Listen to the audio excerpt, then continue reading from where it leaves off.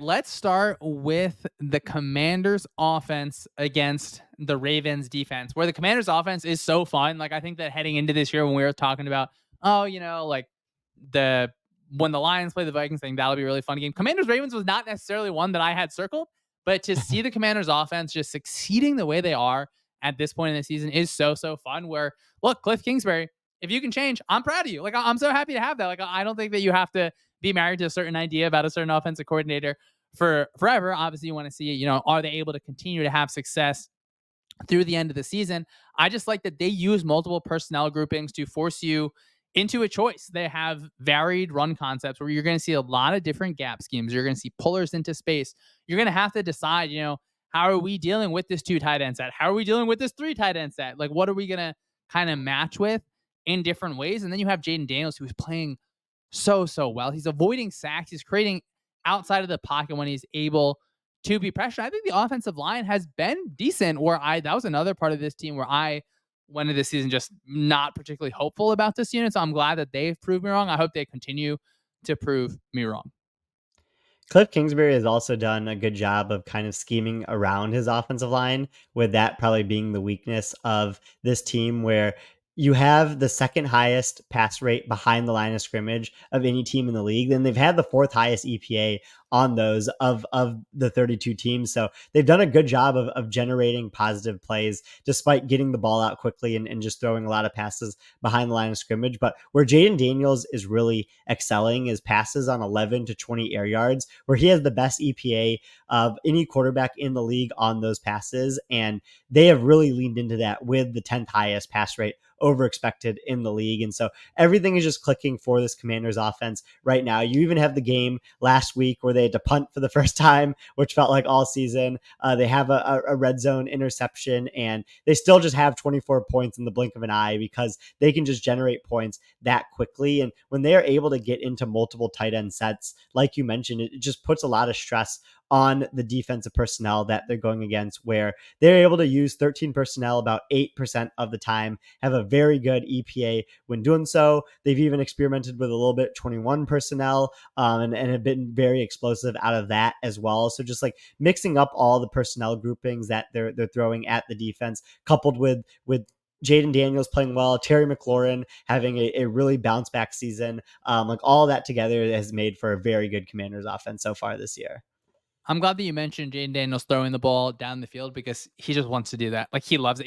He's certainly a big game hunter. He wants to take shot after shot. Like, you can see him kind of on not the broadcast, but he talked about in an interview where he's like kind of coming off the field and he's like, "Hey, Cliff, they're in man coverage. Let's go ahead and take a shot." So I love a quarterback that wants to do that. Like, we talked about with our other preview here with Jordan Love, just quarterbacks that want to take those shots down the field. Where I don't care if you're playing 2 high safeties, because we can find different ways to conflict that inside safety, to get a vertical route out there where it's going to become one-on-one eventually. And, you get that cornerback just a little bit off balance, and then you're able to find success. Now, they maybe not be able to find the same success that the Bengals did against this Ravens defense, as we start to talk about them here, where we've talked about the Ravens defense a bunch. They're just a modern defense. They want to play you from nickel. They're going to play you kind of top down. They have Kyle Hamilton, who's just like the ultimate kind of versatile piece where they'll play him at nickel. They'll play him at linebacker, kind of in some of their looks really inside. I think they're really, really comfortable doing that. And like I said, Cincinnati scored at will against them. But before that, Buffalo was having a lot of struggles with this Ravens defense that did a good job with pocket management. They pushed the kind of pocket from the inside.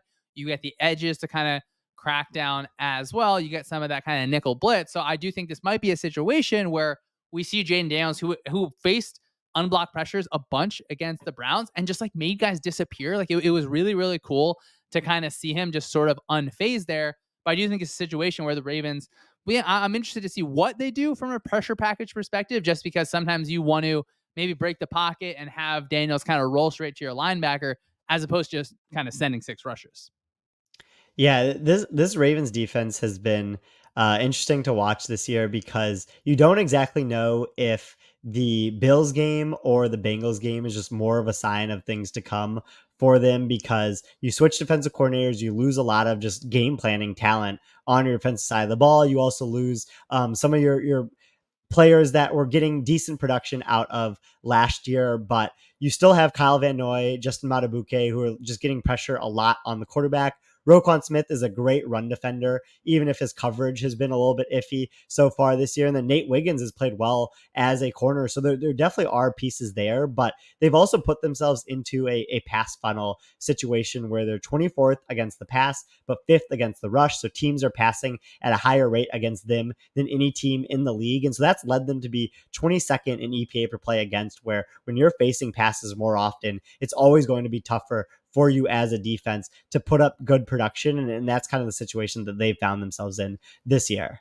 Yeah, against the Bengals in that game, where of course the Ravens were able to win because how great the offense for Baltimore looked. But you're not facing T. Higgins and Jamar Chase from Washington coming into town, so I think maybe that'll be a little bit more helpful for the Ravens. I'm glad you mentioned Roquan Smith, where it does look on film like he's maybe not that he's slowed down a bit, but just some of the just absurd plays that he made last year. You see a little like fewer of those so far. Obviously, I hope that he's able to kind of keep going. He's still obviously a really, really good linebacker. Tej, what are we thinking about maybe a positive matchup here for the Washington Commanders offense against the Ravens defense?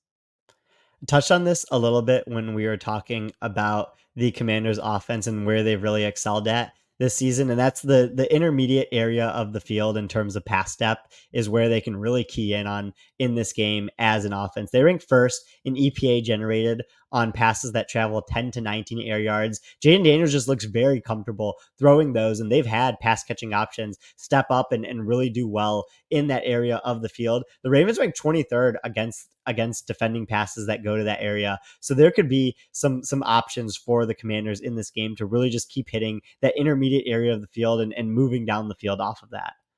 Yeah, I feel like it's a strength on strength kind of matchup where it's a real test for Zach Orr, it's a real test for the Ravens defense, it's a real test for Jane Daniels, it's a real test for Cliff Kingsbury. And Tej, I feel like I keep on doing this from like, I want to see like this unit kind of play from behind. I do wonder, if the Commanders are kind of bumped out of some of those runs where again they're so versatile kind of in that way. And maybe you tie that to some of your play actions where you're able to kind of access that area of the field that you're talking about. I do think Jay Nails has shown a little bit of a better ability to attack that kind of intermediate area. So that's something where maybe you could say, hey, we didn't see that like every other play kind of on his college film. But, when you see him able to do that kind of on a snap to snap basis, where I think when the pocket breaks, he wants to move. He still wants to keep his eyes down the field, but he wants to kind of get going. I do want to see just what does, Cliff have drawn up to really attack that area. Let's look at this from the other side here for the Ravens defense here. What do you think just a positive matchup is there? Yeah, Ravens defense in this game, just getting quick pressure on the quarterback is something that I think they're capable of. And that is something that could mess Daniels up when trying to hunt some of those 10 plus air yard throws. Where if you have Van Noy, Matabuke, Travis Jones, who's really stepped up this year, just getting into the backfield in under 2 seconds and testing Daniels in terms of his processing down the field, like his answer to pressure in the Browns game was just running around it, which was very impressive, but you don't know how sustainable that will be going forward. So if he's able to do that again in this game, then I think he can just continue that the entire season. But the Ravens just get pressure from different spots than the Browns do. So it'll be interesting to kind of see how he handles that in this game. Yeah, and the Ravens, I think, are gonna certainly look at the film and say we need to have a really, really strict plan where, again, you break the pocket, you force the quarterback to roll out to your linebacker. Now, I will say, Jane Nails is athletic enough to beat a linebacker kind of in space over and over. Do you want to like burn Kyle Hamilton as that kind of looping player that's like kind of a spy, kind of not a spy? Like, not exactly. So that I think will just be a fun kind of back and forth to see kind of how they deal with that problem. I am really excited, I will say, in this game like Travis Jones for the Ravens has just played super well against the run, particularly. I think that is going to be kind of something fun where, like, I feel like Washington wants to lean on the run game a little bit. Like you mentioned, how they throw a lot of those kind of quick passes. I do think that not that Cliff is saying like, oh, we need to kind of mitigate things for Jane Daniels. He just like wants to have like kind of an offense that's kind of just staying ahead just a little bit. Not like, oh, we need to get in kind of third and manageable, but it has been, I think, a positive effect for Jane Daniels where he's not playing in like all of these kind of like third and forever situations. That is very helpful for a quarterback, especially early in their careers, to avoid those expected pass situations, because that's really where you just see the most unique types of pass rushes. Defenses can really get into a lot of their favorite concepts when there is a high chance of a pass and they don't really have to worry about the run fit as much. So Jaden Daniels creating that for himself, as well as Cliff Kingsbury helping out there, has been very beneficial for the Washington offense. All right, Tage, let's move on here to the Ravens offense against the Commanders defense, where Lamar Jackson is just, I mean, playing out of his mind. I do think the Ravens have done a good job finding some better ways to run Derrick Henry, where you can get him going, you can get him going vertical. Sometimes Lamar's going to have to kind of get under center. You're going to play pistol, where you're just letting Henry run in a style that he's more comfortable with. And now it feels like, hey, you get once a game, you get one of these home run runs where it feels positive. And then Lamar Jackson, who is able to just make ridiculous plays where against the Bengals, he made some like play of the year candidates that, I mean, didn't even end up in a completion on one of them, where you get this head fake, but he looks so comfortable back there. Zay Flowers had a good game, kind of creating separation, running good routes. And I do think Todd Monken did a pretty good job being settled in and really just kind of taking it to a Bengals defense that really prioritized stopping the run in that last game.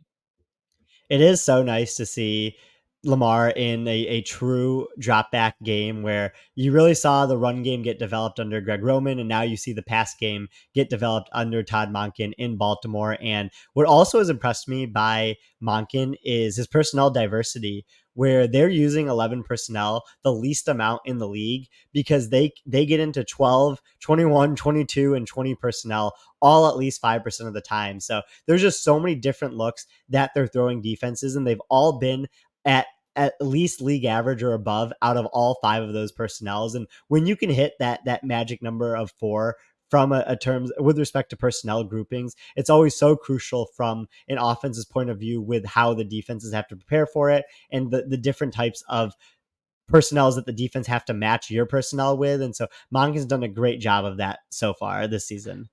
I'm glad you mentioned that personnel diversity, because as we start to think about the Commanders' defense here, where Dan Quinn's defense is just going to be a nickel pretty much no matter what. I do think they've gotten a bit better play out of Frankie Louvu and Bobby Wagner, kind of over the last few weeks. I'm like Dorrance Armstrong creating a bunch of pressure up front, and the pressure up front, I think, not that it can just carry them to like a top 10 season. I do think it's the bottom half of the league defense, certainly talent wise, but you have at least have something there. But then when we think about obviously Dan Quinn's defense in Dallas, the last time we saw them, they lost to the Packers in a game where Green Bay got heavy. They got extra tight ends on the field. They force you into these situations where you're rotating a safety down, and like, is that safety going to continue to fit the run over and over? Where now we can kind of misdirect in some way. So this is certainly one of the kind of styles make fights where I feel like the players certainly favor the Ravens just based on the talent on offense. Maybe you could say, hey, the Commanders should be able to just shed some of those blocks inside against a Ravens offensive line that just feels like they're continuing to kind of mesh together.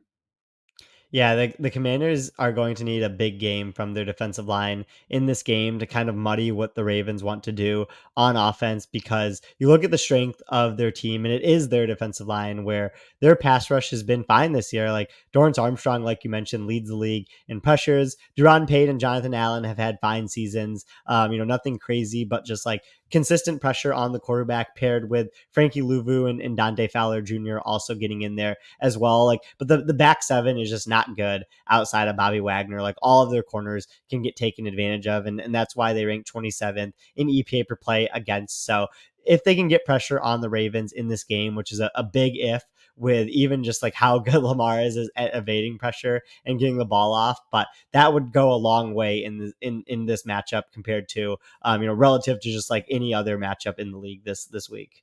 Yeah, maybe the Commanders' defense, you play well against the Browns, you're able to kind of just continue to settle in just at kind of different spots. Because when we think about kind of a positive matchup for the offense, I don't know. I feel like it's kind of take your choice. Like you should be able to run on them, you should be able to pass on them, you should be able to beat the cornerbacks, you should be able to create explosive plays in different ways. I feel like it might just be like, hey, are you going to be able to outscore their offense? Is really kind of the question here.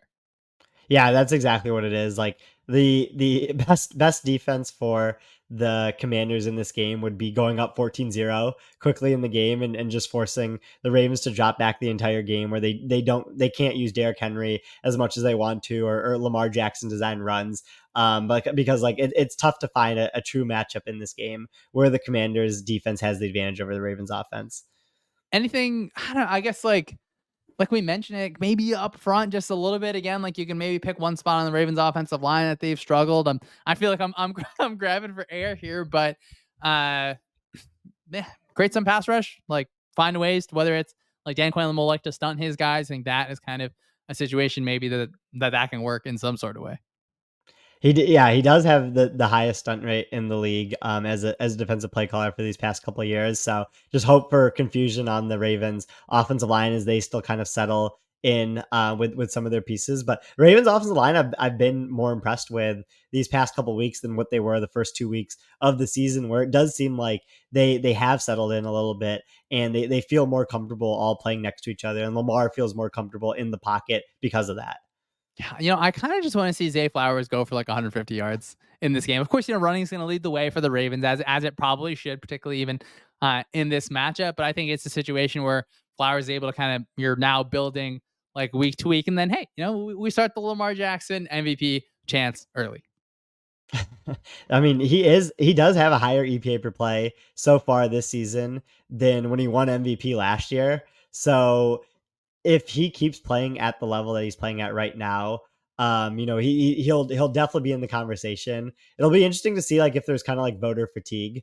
But like I think Jaden Daniels should be in the conversation as well. Like what he's done in terms of production, like even if it's been against bad defenses, has just been so fun to watch this year. And like it's clear how important he is to this Commanders offense. So it would be awesome if we look back at this game in week 6 and we're like, wow, like the quarterbacks who finished top 5 in MVP voting like played against each other in like an awesome duel, on 1 o'clock on a Sunday.